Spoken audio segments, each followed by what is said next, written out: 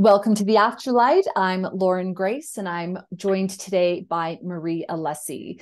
Marie loves life, and she has developed an insatiable desire to heal the world from grief. After 7 years of being a mindset mentor, her tools were put to the test when adversity.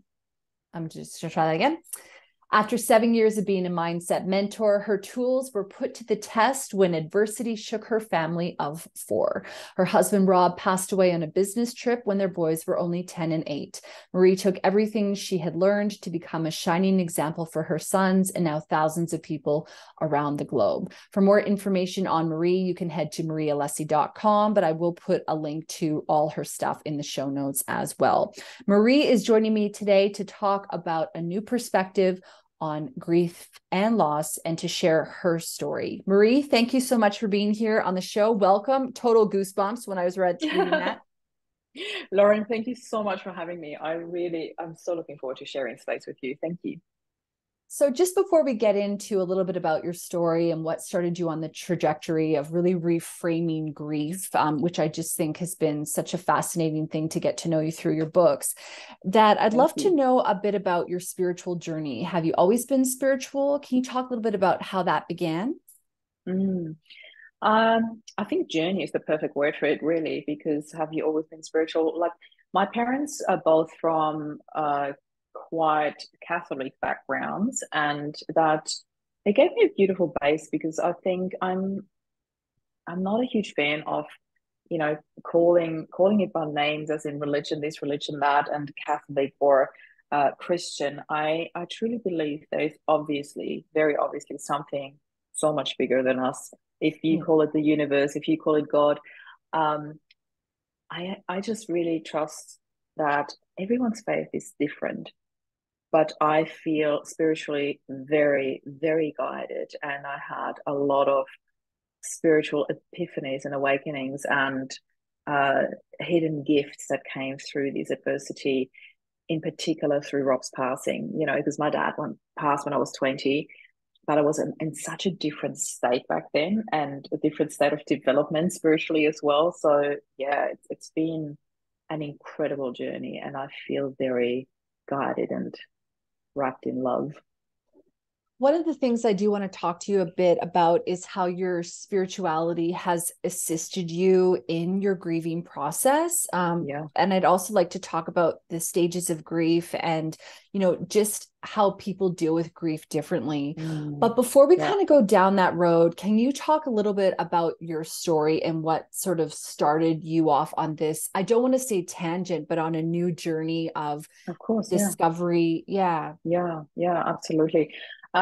So I moved to Australia in 2004 because I always had this really, really strong calling. Talking about spiritual awakening, spiritual journey. I always had this calling that I need to live here. I could not explain why. I just followed this calling.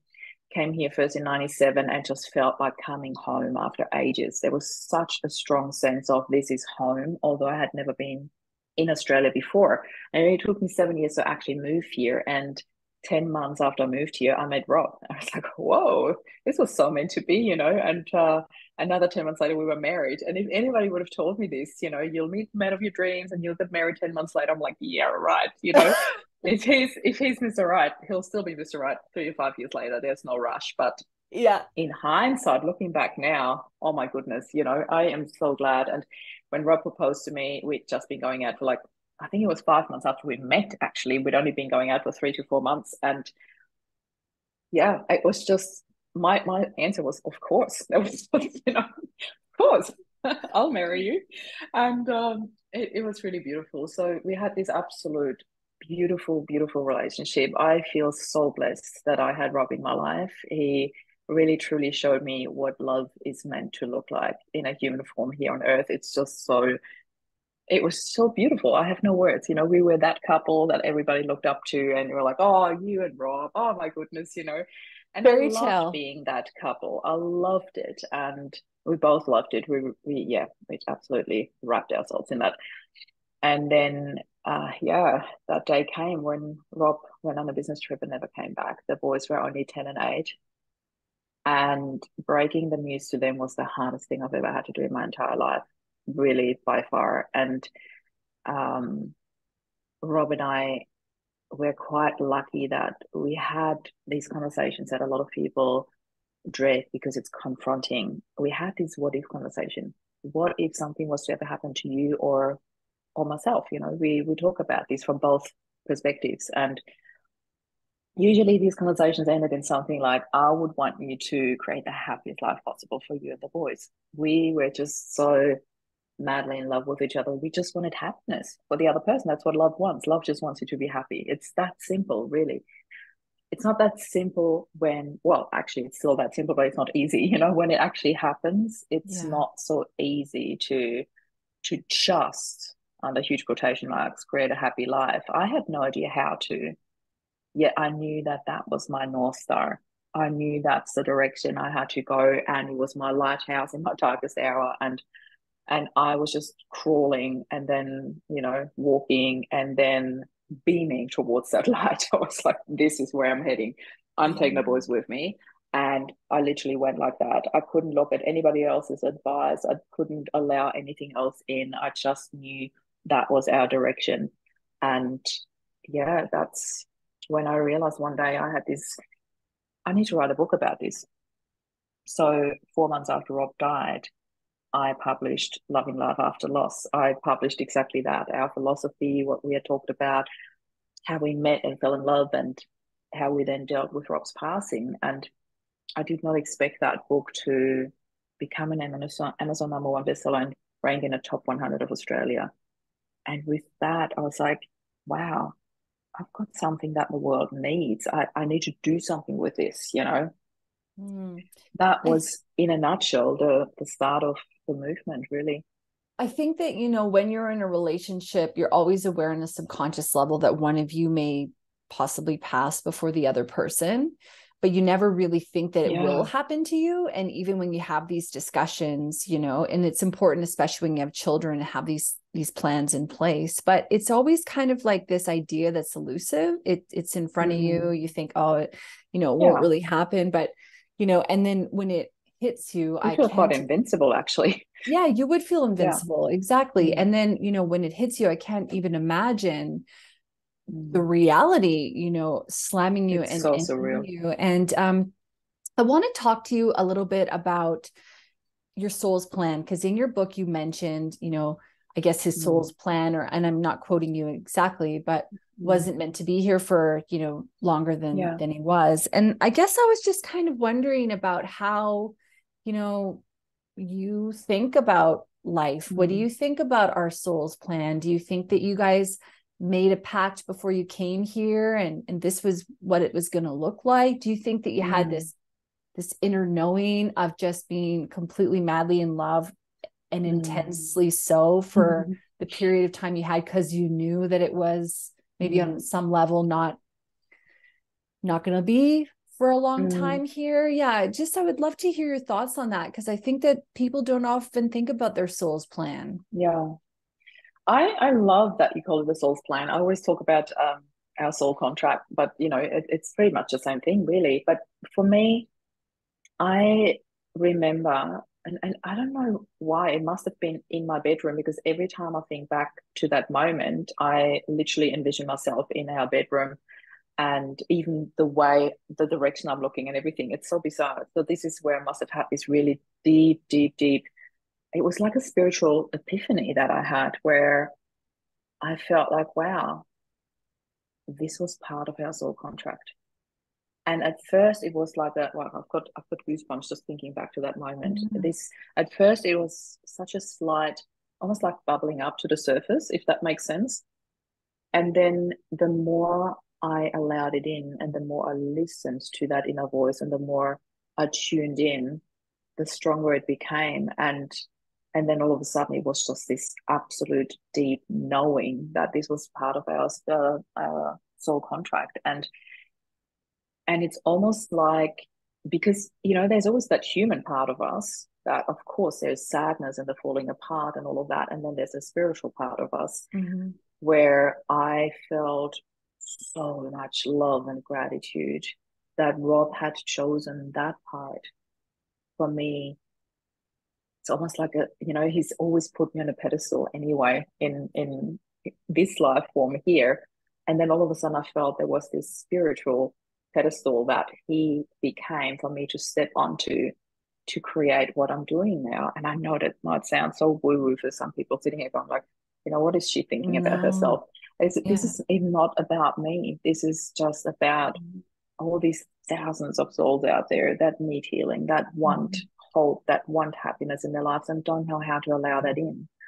Because if you don't mind, I'm just going to straight away transition to something that you've said before about the, it's even hard for me to bring it back because my brain is so, I don't want this, the different stages of grief. And the stages of grief that most people refer to is what Dr. Elizabeth Kubler-Ross has written. And she actually wrote these stages for terminally ill people and not for grief. It has been somewhere along the lines misinterpreted and has ever since been referred to as the stages of grief. And people always go like, oh, and what stage of grief are you? There are not stages of grief. There are stages of terminally ill people. I mean, when you think about it, the anger, the bargaining, the denial, the shock. I didn't bargain. I never felt angry about Rob's passing. I did not feel that. I never felt any anger or bargaining or denial or anything like that. Of course, there was shock. Don't get me wrong, because yeah, we honestly thought, we often talked about, we will be that couple on the retirement brochure wearing white linen, walking the beach hand in hand. That was us. That's what we thought. And again, that was our human form thinking. Our souls had already had a different pact, a different plan, but it almost feels like there is a remembering happening of that soul contract we formed. And the deeper I go into it, the more I feel it. So it just feels like really, really beautiful and very clear guidance in where I'm heading. It's incredible. It's there's so many things to talk about in this subject. Number one, when I'm listening to you speak, I think about Rob's sacrifice as a soul, and maybe it's not a sacrifice, maybe it was just what he came to do, to have this amazing life with you and then to leave and be your guardian angel, I would say.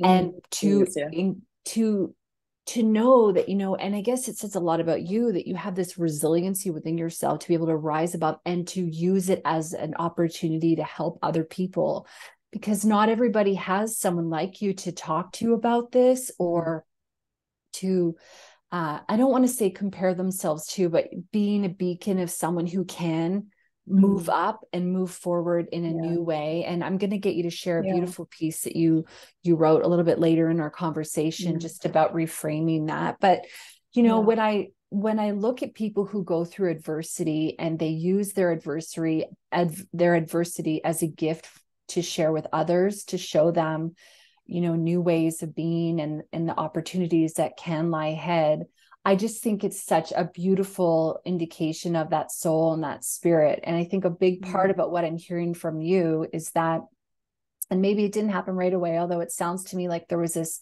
this level of knowing around you, is that you accepted the situation for what it was, and didn't mean you have to like it. But I think that within that acceptance allowed you space to be able to move ahead. Would you say that that was a big part of your ability to do that? Yeah, I think accepting is a really, really big part of it. And I also wanted to very quickly just make one quick statement here. When you said comparison, I agree with you. I'm not a huge believer or fan of comparison in grief, because it doesn't help us heal. But what we can look for is inspiration, where we get inspiration from people who have come out on the other side, who have allowed healing and joy and love back into their lives. And that is really what I want for people to experience, that inspiration, that feeling of, wow, this is where I belong, in this community, in this tribe where people just give me hope and help me through that darkness. Yeah. Do you think that in society in general, that death isn't discussed, or I guess in Western society, that it's not discussed in the way that it that it should be, that it's almost like we don't really go there. And then when it happens to people, in a way, it's almost like, especially if they're not spiritual, they're not set up to succeed after, or that there's also misconceptions about how long grief should take, because some people grieve for years and years and years and years, and other people, they grieve and then they're okay, and then they grieve again, and there's not. I guess I was just kind of wondering your thoughts on that. Yeah, because there's so much misconception, and there is so many myths in grief. Like one we've already addressed, the different stages of grief. But another one that you just touched on is this will stay with you forever. We'll never get over this. There'll always be a hole in my heart. We have to be so careful in terms of how we use language, because I never use this language. Like for me, I would say things like, there'll always be a place in my heart, because I love that fact. Like there'll always be a place in my heart for Rob. I don't talk about holes in my heart, because that would, that to me would feel like all the memories are just falling through. I can't keep them, And it would mean that you have a hole in yeah, your heart. And how are you supposed to live like that, But that's exactly how people feel, though. They're like, oh, but this, they have this constant pain, this constant survival. And that is another misconception here, or another myth in grief, that the more there's this understanding of the more you love, the more you need to grieve, or the more you grieve, the more you showed how much you loved. And I couldn't agree less with that. For me, it's a complete polar opposite. The more I allow love and happiness back into my life, the more I show people who Rob was in our lives and who we were together as a couple, as a family. Our whole life was about love and connection. So if I was to, after Rob's passing, stay stuck in this very human, very natural sadness that happens thereafter, if I was to stay stuck there, then to me that would feel as if I was to reduce Rob's entire existence and life he had here on earth, his 45 years of beauty and love and inspiration and happiness, to just his passing. I would reduce 45 years down to 1 second. Why would I do that? I want to continue that love and happiness that we created together. And that to me is the most beautiful way of honoring him, and of showing the boys how you can get through adversity and come out on the other side and carry on the spirit of your dad, which was pure joy and love. So yeah, that's just my way of looking at it. And I like that you said that. And I've been doing mediumship work now since about really actively for about 6 months or so. And one of the things that I'm seeing is that, a lot of the souls who pass, they want to show you the happy memories. They want you to remember that, not the fact that they're not here anymore, how they passed. It's about, look at this amazing life that they had, that you were a part of. And I love that, you brought that up, that you're sort of saying that you're going to continue that love and that legacy, not legacy, but that love and that feeling that he would have wanted you to. He would never have wanted you to be anything other than happy, right? Yeah. Do you think that, absolutely, that with grief and with loss, that, it's important that people honor their own journey? Do you think that there's a lot of pressure in, the way to be, or to dust yourself off and get back on, or go date other people, I would really like to say as well too, that grief and loss is not just from losing a loved one. It could also be losing a limb, or losing a job, or people deal with grief and loss in many ways, in many different contexts. Yeah, absolutely. So expectation, I had to chuckle here, because it's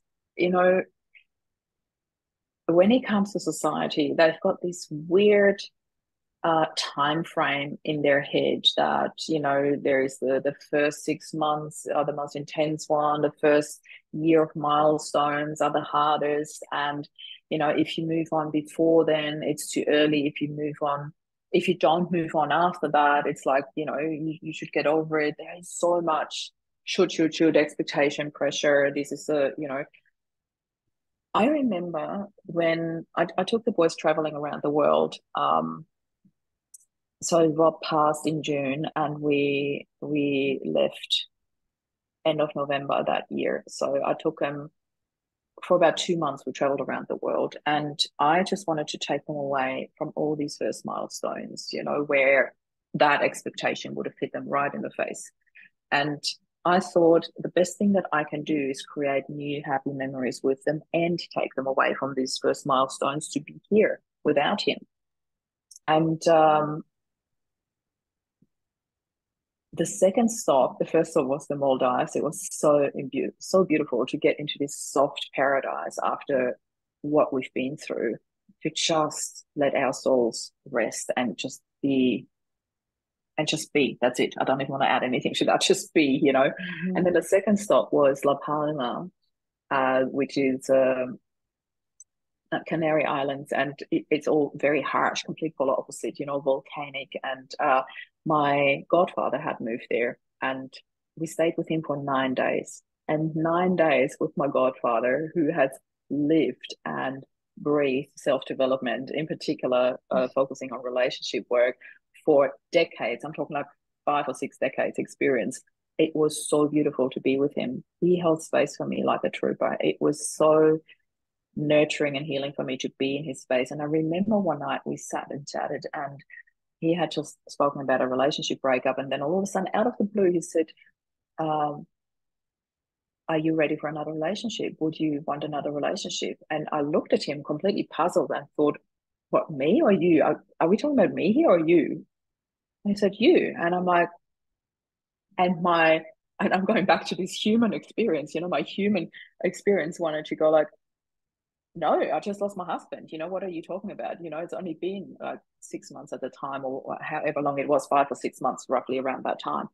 And I instantly went like, and then I looked at him, I said, hold on, let me sit with that for a moment. And I really just tuned into my heart, and I said, I love being in a relationship. I really love that.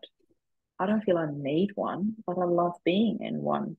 Yeah. And I think when the right person comes along, I will just know. That might be in 10 years, that might be tomorrow. But I don't feel that no in my heart that my brain instantly wanted to say, which was interesting. So that to me was already a bit of an opening of my heart that happened there, which I never realized in those words till I just said it to you. So I need to thank him for that. That's beautiful. Yeah. It sounds to me like, because when I hear that, I think, how would you ever ask someone that? Yeah, exactly. After 6 months? Or what are you Yeah. talking about? Yeah, because my initial reaction is going, hello, they would need way more time. But I think that in a way, when you were at your most vulnerable, but not only that, I'm getting so many goosebumps here. But me too. it's like, whoa, sure. It's not only were you your most vulnerable, but you were in a receptive state. And it's like he just planted a seed and he just went, here's something maybe for you to think about later, but I'm going to give it to you in a way that you start to look at life with hope. And that is so beautiful. Yeah. So beautiful. I want to thank you for that, because something else just came to me when you said that with the planting the seed. That is so beautiful. And I believe the difference was the intention with how he asked me, because that was in such a nurturing, beautiful, holding space for me way, coming from a space of curiosity, wanting to open my heart most likely, because you had this vast experience in that field, versus somebody rocking up to you out of the blue going like, and are you going to date again? That is very different. That's right. His delivery was gentle. Same question, but super different intention behind it. So yeah, I really want to honor that. Yeah. Yeah, the that's so makes a huge wonderful. Difference. Yeah, and I love how in your book you talked about all these things that sort of aligned for you and to assist you, especially because I know you said that they froze all Rob's finances and stuff for I think 19 months or something you said while they worked that out. Yeah, which is like crazy. When I read that, I just thought, how can that even be true? Yeah, I know. But one of the things that I'm that I understood from your book, what I'm hearing from you is that it's almost as though by you accepting it, you were able somehow to surrender to life, and you were able to be guided. And like, I'm getting like the analogy or the vision of almost that you're going with the flow. And it kind of, I'm wondering, how is it that you did that, whereas other people don't do that? And do we have to bring it back to that word, which is that you accepted the moment, you accepted your truth? And so because you accepted it, and again, not liking it, it's different, but because you accepted it, you stopped suffering. And in, you know, in the bigger way of wanting things to be different than they were, you understood that this is how it is. And so from that, you were able to embrace this higher awareness, this higher knowing.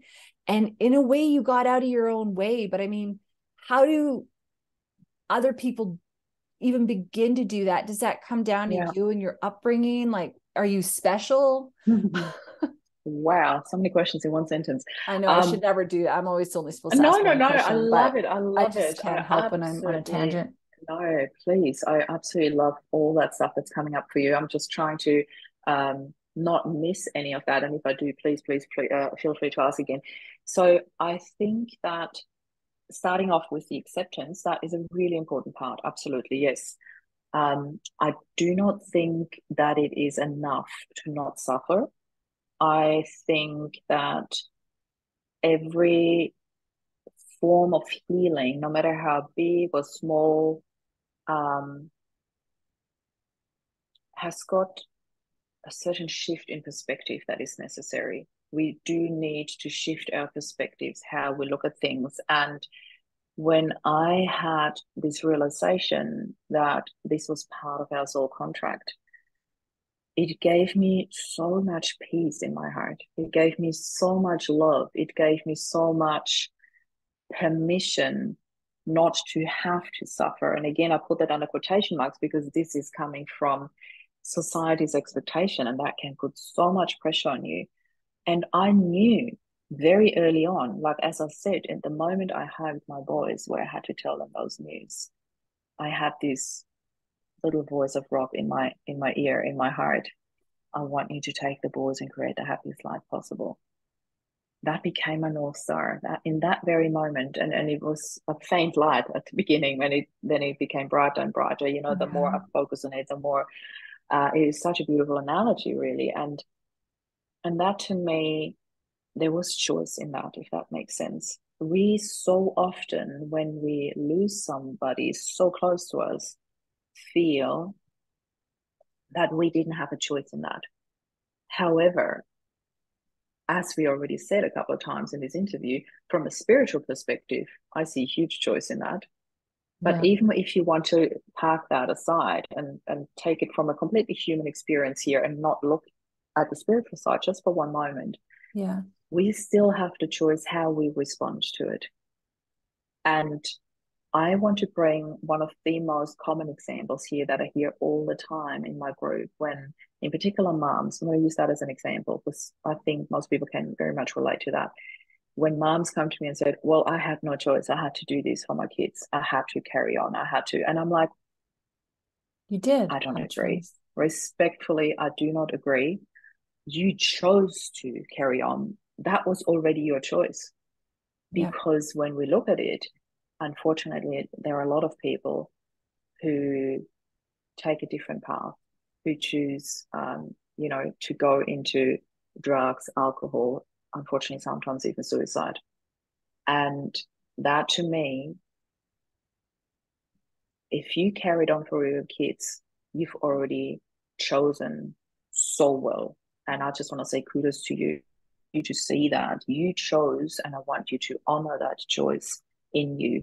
It might have not come on a conscious basis. It might have just been a subconscious, I want to do this for my kids, that drove you to get out of bed every morning, to make the lunch boxes, to show up as a mom, to hold space for them, and to step up as a provider. You know, there's a lot of that happening as well. It goes on and on into male and female energy, and you know what is needed to protect, to provide, and to become a sole parent. But this is like pulling getting into so many different topics now, but Yeah, I it guess is. I'm thinking to myself, but does it come down to that person's character, that their natural tendency to maybe to take responsibility, to understand Mm, their power? I mean, when yeah. you're going through, yeah, you have a choice. And if you choose to have a total breakdown for a couple of days, that's okay as Mm, well, right? mm, But I guess what you're saying is you're trying to say, hey, as a soul, as a person here, you have a choice mm, in every moment, all the time, what you're yeah. doing. It's Mm, whether or not you're aware that you're making a decision or you're making a hmm. choice in the time that you're doing it, Yeah. or whether Yeah. you think these Absolutely. things are just naturally happening, I don't know, Hmm. like by magic. But do you how is it that somebody maybe who wants to choose a different way doesn't? Or is it because they just on some level don't know how to do it, they don't have the Hmm. tools, Yeah. or Yeah. they Yeah. they don't have the I guess you could say Yeah. they would say they don't have the strength or something. Mm. Yeah, strength is a really big thing here because I remember being asked that question, what grief means to me. And to my very own surprise, the first word that came up was empowerment. And I certainly did not expect empowerment in grief. Absolutely not. Yet there are a couple of different things. And I hope this answers your question because I feel there are different elements that contribute to that. Firstly, I really physically felt, it sounds weird saying physically, but I really felt um, that when Rob passed, it felt like he poured all his strength into me. I felt so much strength through that process. I had no idea where it was coming from, and I could only put it down to this is Rob. This is Rob carrying me still energetically, emotionally. This is Rob guiding me, and I felt him so strongly. And the strongest I've ever felt, you wouldn't believe this, was standing on stage at his funeral, talking to 500 plus people in the room about love and connection. I Wow. felt him standing there with me, holding me. I felt his presence to my left. Still has goosebumps just Shivers. thinking I've about that got moment. shivers He all was over standing to me. my left. He had his arm around me. I could feel his arm around my Oh waist. It my was so God. bizarre. And I had to take a moment because I could feel him and I wanted to hold on to that. But there was 500 people staring at me, waiting for me to deliver a eulogy. So I gave them a speech of a lifetime. I talk about love and connection because that's what Rob and I were all about. And a week after the funeral, a friend of mine reached out to me and she said, Marie, I'm really, really new to all this spiritual world and discovering my spirituality, but it's been a week and I just can't shake this image. And I thought I have to share this with you. When you were standing on stage, I saw for a split second this glistening silhouette standing next to you, to your Oh, left. And it looked like somebody having its arm around you. And I'm like, oh my God. I said, Wendy, you have no idea what that means to me because that's exactly where I felt Rob. And for you to actually have seen it is, it was such a gift to me. oh So wow. I think, yes, it comes down to how open you are to allowing guidance, help in from the spiritual world as well Yeah. as the human world here, your upbringing, and very, very much in terms of we call it surrounding influences in the coaching lingo, Yes. just your environment to keep it Yeah. simple. And I just want to say, please, please, please be selective of your environment, who you allow in particular, in times where you feel really vulnerable, because there's so much judgment that can happen on both sides, from my own side as well as people around you. Um, just be mindful of that. Be mindful of who you allow into your space, to Hmm. hold space for you, to be in that space with you. I literally contracted, as in retracted, I should say, retracted, and held my circle really, really small after the funeral because I wanted to be there for the kids. I just wanted to hold them and run, which I did. We traveled around the world Yeah. not shortly after that. So yeah. How do you think your spiritual beliefs, have impacted or influenced your understanding of grief and loss? And do you think that you could also liken that like, I'm just thinking about the listener at home who may not have experienced grief and loss in your way, but maybe in another way, like maybe a loss of power or a loss of a position or something. I mean, I don't know how people do it without a spiritual understanding, to be fair. I guess me neither. I could see that they would suffer in my, Yeah. Well, how it has influenced me, it really felt like an opening and healing of my heart more and more. The more I walked that path, the more I just followed that inner guidance, the stronger that inner guidance became, and I talk about hidden gifts in adversity at the beginning, and this was one of my biggest gifts in adversity. My intuition went through the roof. At first, I remember often questioning if I heard that right, if I'm, starting to go nuts or whatever, but there were just so many signs and such clear direction that I was given on my path. And something that I haven't shared a lot, but I feel this is a very, very perfect field to share this with you right now, right here, was that I had an energy healer that reached out to me after Rob's passing, and she had known me for quite some time. And I had been working with her quite a few times before Rob passed. And I remember reaching out to her when I couldn't get hold of Rob. I don't know why, but she came to me as in, you need to reach out to her, ask her, maybe she knows what's going on because, she's so connected to the spirit world. Maybe she can tap into that. And I reached out to her and said, can you shed some light here? I'm going crazy. I've been trying to get hold of Rob. He's not answering his phone. I feel strongly that something happened and I don't know what. And she texted me back almost immediately and she said, I'm sorry, I cannot help you at this stage. And the very wording that she used, I can't remember if she said that stage, but how she worded it gave me goosebumps. I'm like, I'm feeling that right God, and it made me it was almost worse hearing that from her. I'm like, okay, something's really going on. And it was almost like her hands were tied. She was not allowed to interfere. And that's what she explained to me later. She was like, I instantly got, this is not yours to look at.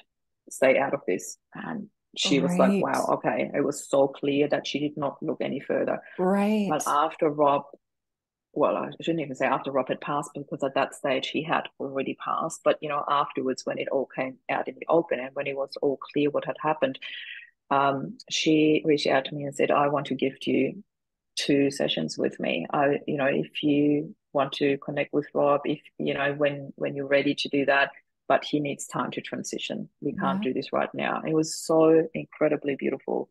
And we did have those 2 sessions. And it was the most amazing, really deeply personal session that I had with her. I was sobbing the whole session, just hearing everything that she translated for me from Rob. And I knew it was him because there was just things that, I know some people might question that, but there were just things that she just simply couldn't know. And she was just talking like literally like a translator for Rob. And one of the things she said to me, she said, I can see Rob walking ahead of you, and he's like already tapping people on their shoulders, making them all aware of your coming, of your arrival. Oh, that's so beautiful. Walking that path.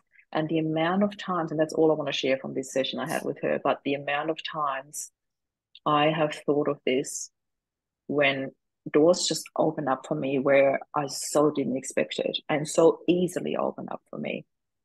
And every time when it happened, I just had so much love and gratitude in my heart because all I could see was Rob tapping on the shoulder and opening the doors for me, like she had said it, and my whole body is shaking now because I've hardly ever shared that with anyone, but it was such a spiritual, beautiful experience for me. I just really felt like I wanted to share that here right now. Yeah, thank you for being vulnerable. And I've been having so many goosebumps the whole time we're here. And I would say Rob is definitely here because I can definitely sense his energy.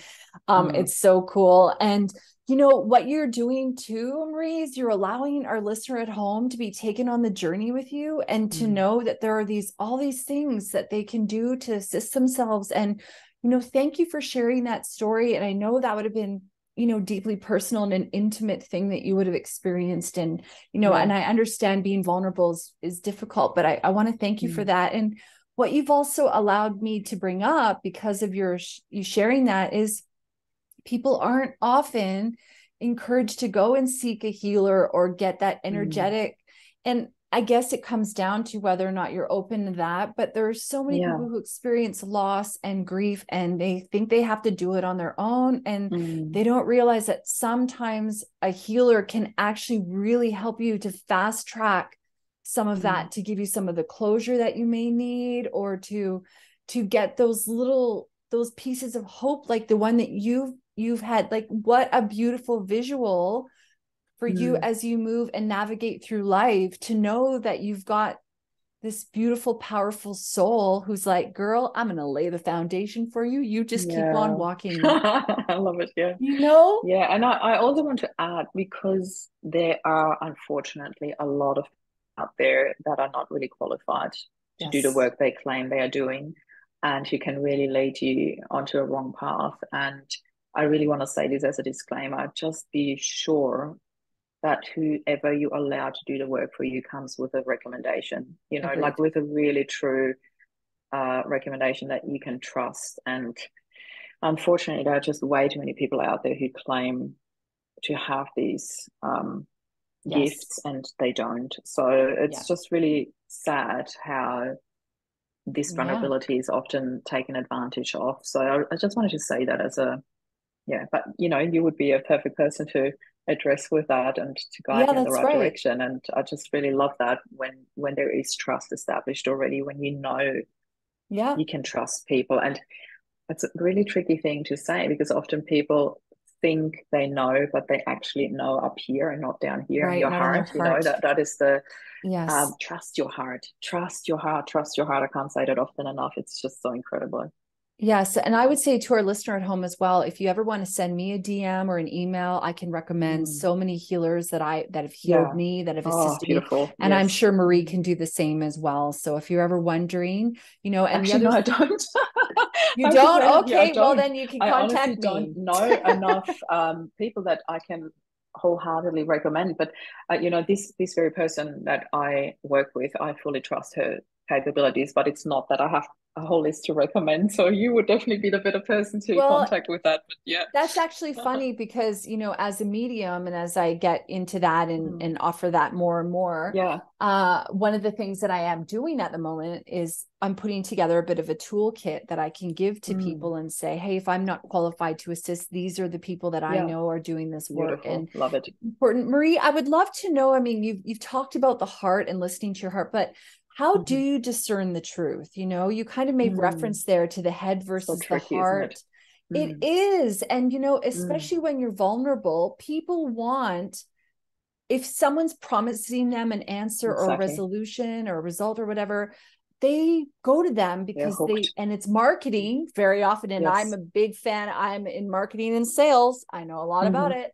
So, how do people navigate? Is it word of mouth? Is that pretty much, do you listen to podcasts and see, does this person resonate with me? Like, I'll say, I'll share with you,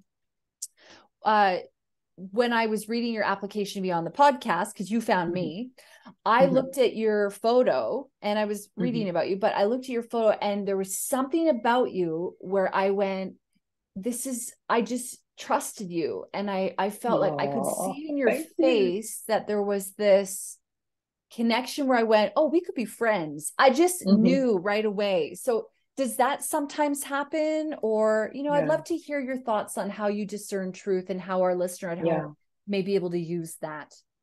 It is a really, really tricky thing to answer, because people are at different stages in their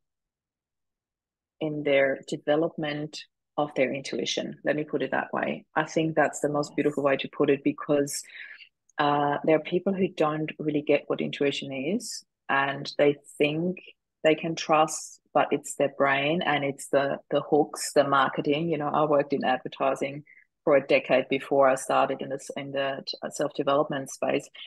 So we both know all about this, the hooks, the things that you need to say, that you put out there so people actually come. And I don't really love that because it can really manipulate people. And obviously, don't get me wrong. I mean, I put things out there because I want to guide people on the path of healing. So when I put things out there, people can easily perceive that as hooks as well, and that's what it is. But It's to you know hook you what you into the do story and works. open the doors. That's the Yet it's thing. about opening doors. That's how I like to see it, and not about just selling someone something that they might not need. I Yeah. don't want people to come to my retreats when they're not ready. I don't want people to do my programs if they're not ready because it's not going to help them. And it feels unethical to me to sell them something they're not ready for. And I would never. I'm not going to. I don't want to. Because to me, it's never been about the money. It's always been about the healing. Yeah. And when you do your stuff right, the money will always follow anyway. It's not that I Yeah. have an issue with receiving money, more than happy to. It is that I would have a huge issue receiving money for something that's unethical or that I don't feel aligned with.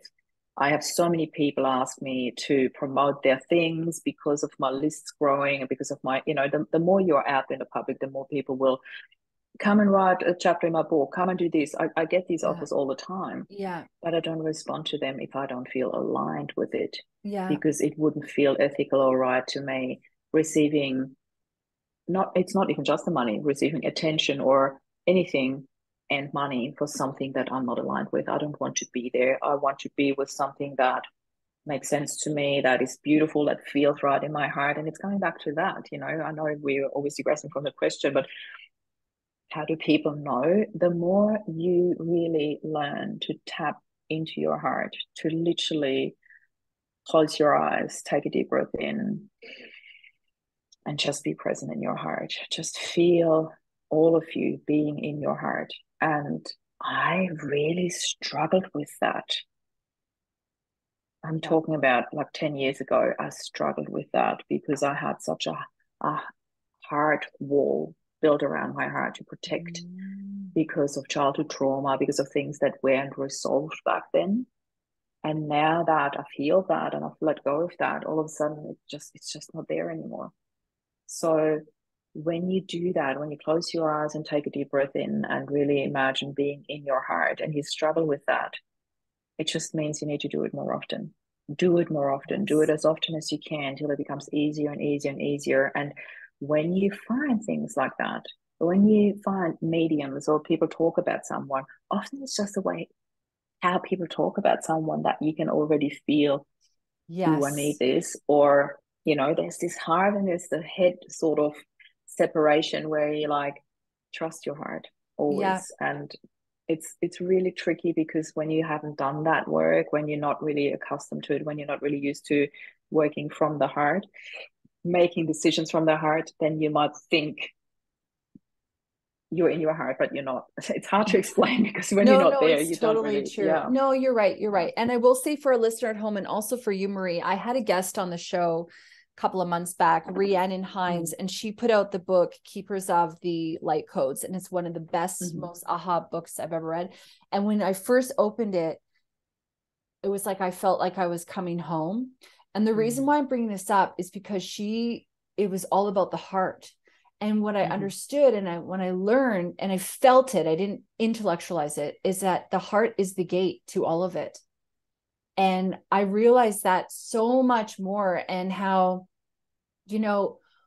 one thing I want to say is that, and this is for a listener, is like when you're making a decision, sometimes you don't need to rationalize it.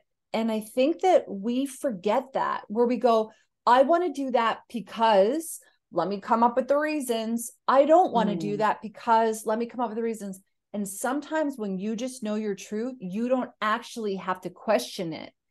And that's different than being like, oh, I think this will solve my Yeah. problem. I'm going to do it's Mm. this inner no. And like, I agree with Yeah. what you said.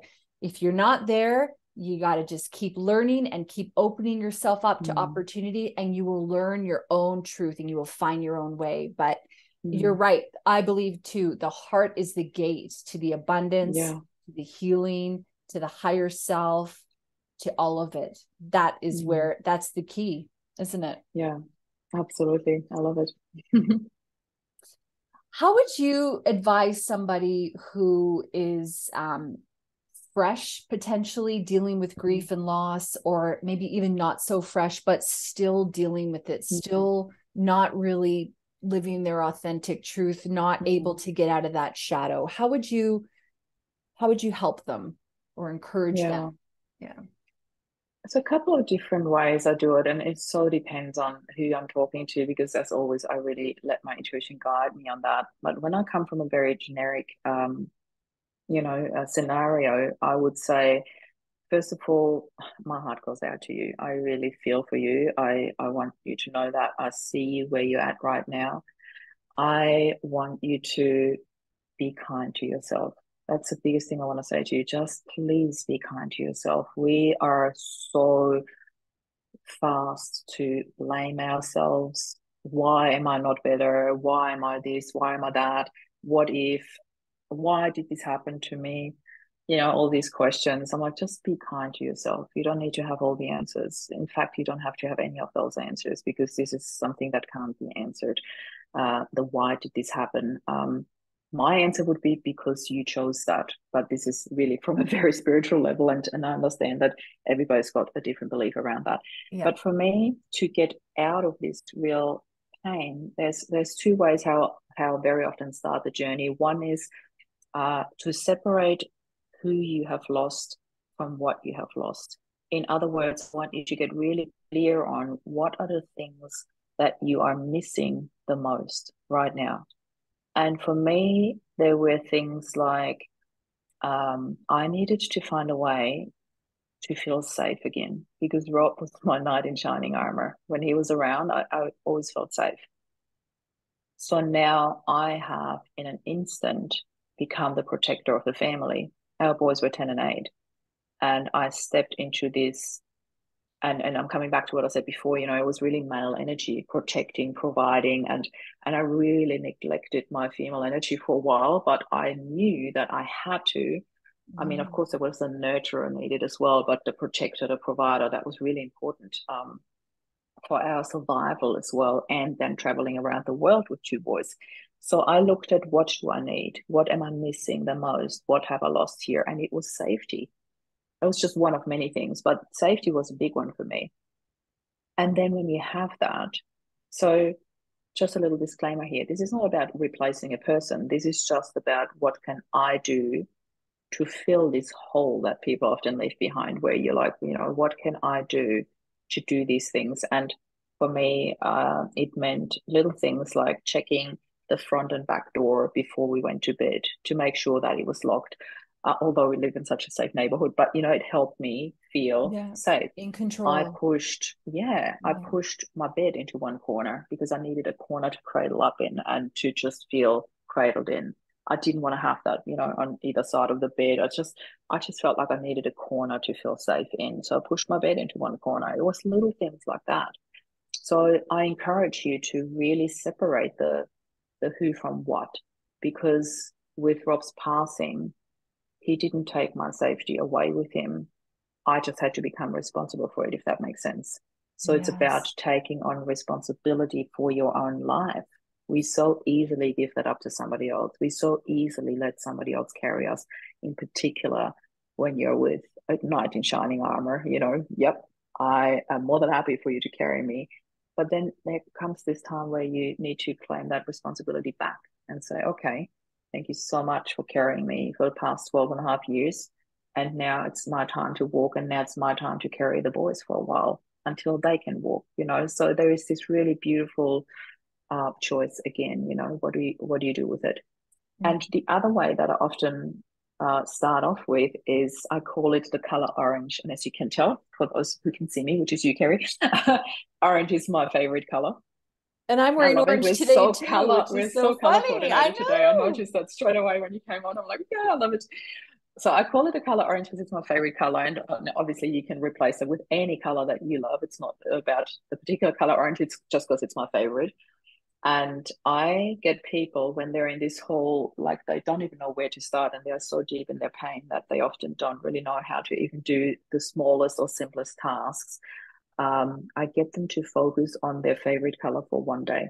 So literally when I play this right now here in my office, I see three orange cushions, an orange squeezy ball. I've got orange flowers here. I've got my wall, feature wall painted in orange. I've got this beautiful orange painting behind me. I've got an orange dream catcher and my orange nail polish. You're right. You need that in your office, of course. I've got the color swatch for my wall. I've got pens. I've got, that just in not even a minute, I named like, I don't know, 15, 20 things in the color orange. So if you play that for an entire day with your favorite color, you should easily find about 100 items. It's not even about the number. It is about your brain learning to A, be distracted from the pain and not constantly just focus on the pain, and B, polar opposite, to start focusing on what you actually love. So that's a super, super simple exercise to just train your brain to focus on something that you love. And the day after, I then get them to replace the favorite color with the emotion they miss the most. Whether that's safety, go with that. Whether that's love, go with that. Whether that's, I don't know, you choose whatever emotion you miss the most and focus on that. If we go with a super generic example, love, we all need love in our lives. Focus on that. Where can we see love? That might be, I'm going to use my example right here, right now, my beautiful cat staring at me through the office door going like, when are you done? Let me in. I'm not allowing her in because she is so loud. But I can feel so much love from my cat right now. It's beautiful. She's just staring at me through the glass door, poor thing. That can be a smile from a checkout cheek. That can be a mom hugging her baby. That can be, friends hugging, a couple walking hand in hand. Whatever that is for you, focus on that. And by focusing on what we want to see in the world, we invite more and more of that to come into our lives. So that is just a super, super simple, generic way. But, I always just trust my intuition, whatever comes up when I'm sitting with that person.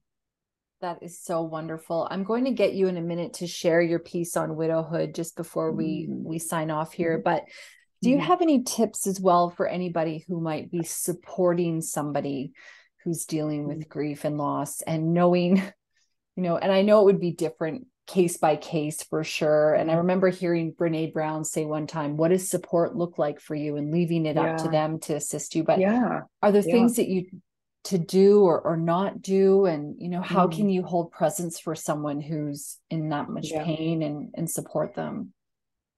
I think you just named it anyway, the whole presence for them. Like for us, it's really, we need to learn to hold space for people, because so often people feel the need to say something or give advice. And what then happens is that they drift into comparison very quickly. I had people bombard me with stories about someone who had lost a husband. And I was about to shake someone. I have to be very honest here. I was like, how on earth is this helping me? You telling me stories about somebody else who had died.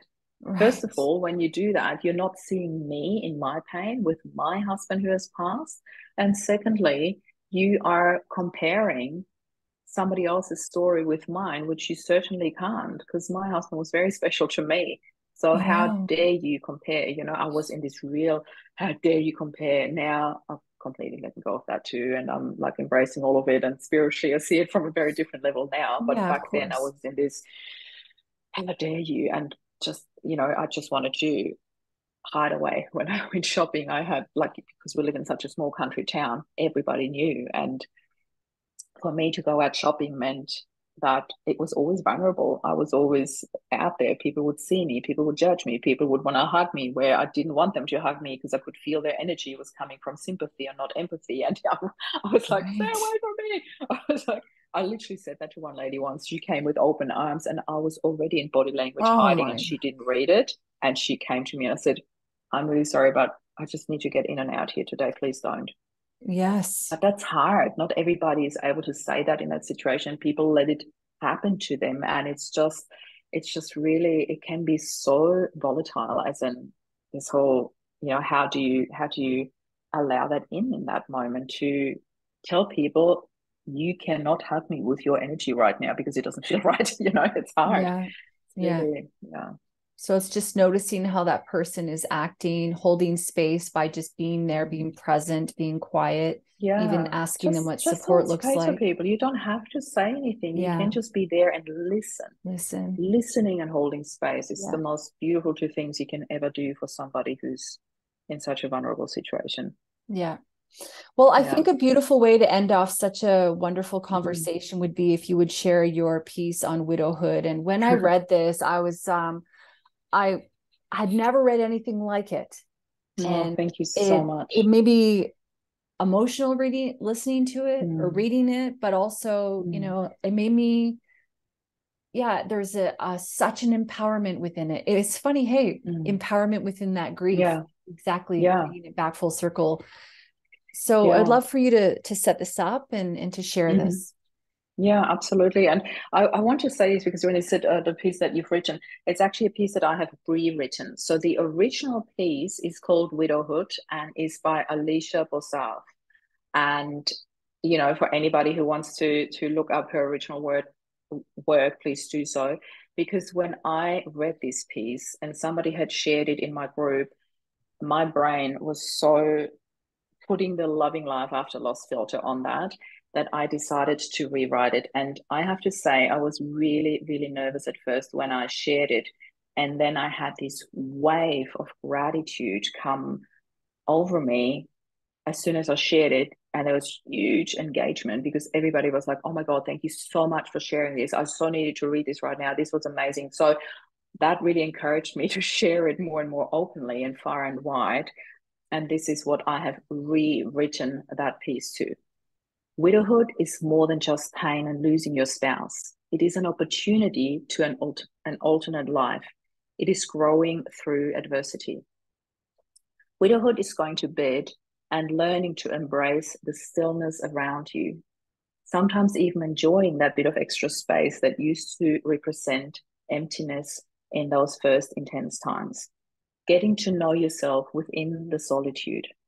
The night brings silence and a space to listen within when all the drowning noise around you stops. Widowhood is walking around the same house you have lived in for years and recreating space, colors, and maybe even adjusting furniture to make it your home, suitable to your new situation. Because the home you had so far was created by a combination of you and him. And then they're not there. Now it's time to look within, allow yourself, and dare to choose something different and new, maybe even something he wouldn't have chosen. Widowhood is looking at all your dreams and plans you shared as a couple from your new and current perspective. It's a chance to check in with yourself. Do I still want this? Would I still want to choose this now on my own?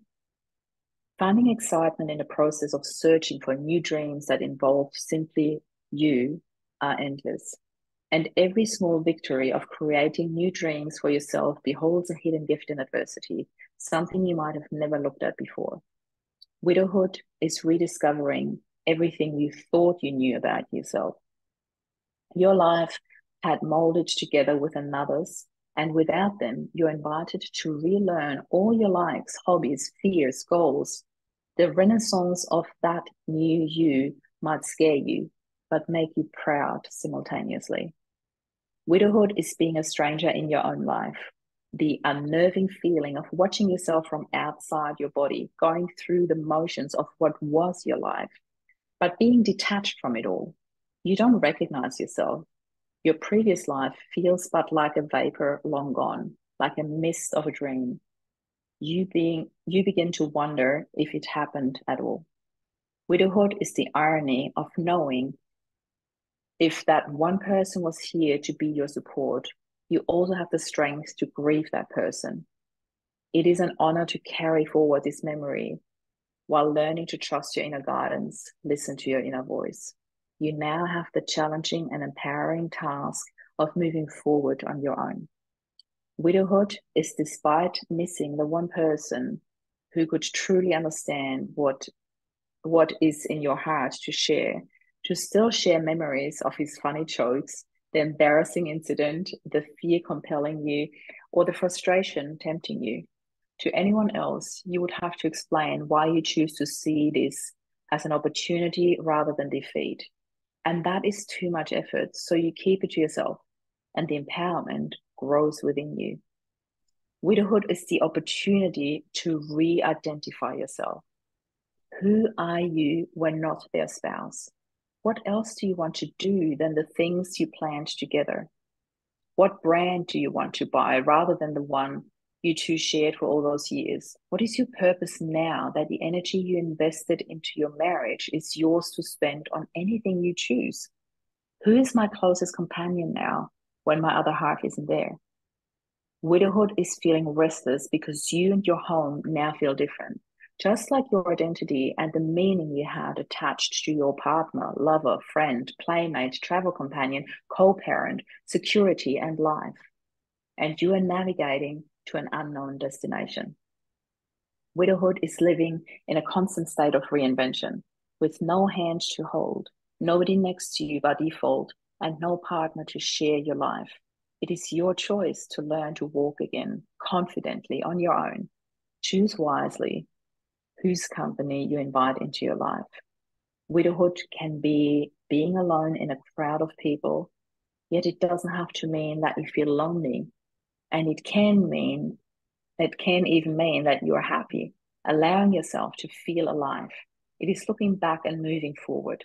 It is being hungry and tasting new things. It is preparing differently for every special event and maybe even celebrating more as we know how precious life is.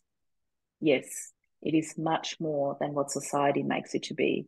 It is becoming a new person in a way that you choose to be. It is embracing every emotion mankind can feel at the very same moment and allowing yourself to function differently in life to what anyone expects. Widowhood is delicate. Widowhood is strength. Widowhood is fertile. Widowhood is rebirth. It is life-changing and brings choices that are only yours to make. Widowhood is reinvention.